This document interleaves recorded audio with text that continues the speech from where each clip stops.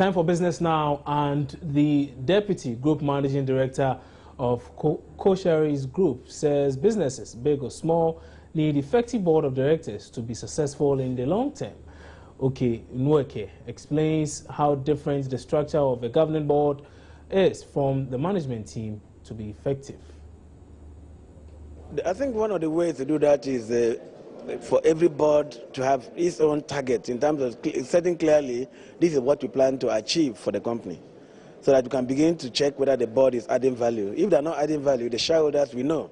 You told us you're going to do this, you told us in 5 years we will get here, you told us this is what we'll see. We are not seeing it.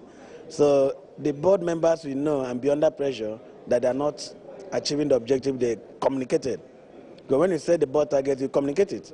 You know, at annual general meetings, in the public financials, that agenda is set. And then once there's a measure, you know, the boss and the directors will be under pressure to know that people are watching, the owners are watching, the shareholders are watching, the community is watching. And then I think those are some of the ways to ensure that the board members work. And the truth is, again, from the way you structure the board, if you structure the board in such a way that it makes it difficult to function, then of course it will not function. So that's why we look for, in terms of diversity, in terms of, you know, experience, in terms of, some people talk about gender, you know, we find out that in boards where you have only men, is that sometimes people just talk in one direction.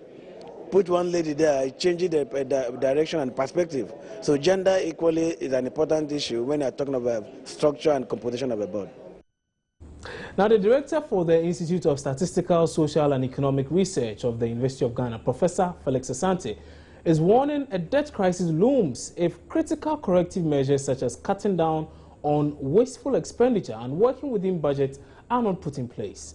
Now, reacting to the 2016 budget statement on Joy News Prime, Professor Asante says government must focus more on correcting the imbalance between spending and revenue. Because we should be thinking more into the future than just only addressing issues in 2016. Prof, now 2016 is an election year. Are you assured, after listening to what the finance minister said, are you assured that the demands of an election year will not pressurize the government to overspend? What happened in the current year, then based on that, give an outlook. Okay, so that's been the trend for some years now. Not only this current government, but it's been a trend for some years, yes. And what would you have expected? I was expecting, I mean, with the type of crisis we've been in this year, trying to come up with some strategic plans into the future, especially when we decided to go in for a 40-year development plan. It's true it's not in, but like issues of power, I wanted to see a little more plans other than what is going to happen in 2016.